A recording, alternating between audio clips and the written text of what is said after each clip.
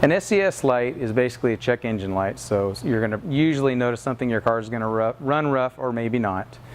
We are so confident here at Performance Motor Works with our technicians' ability and our factory diagnostic equipment, we will diagnose any running problem for 125, no matter how long it takes.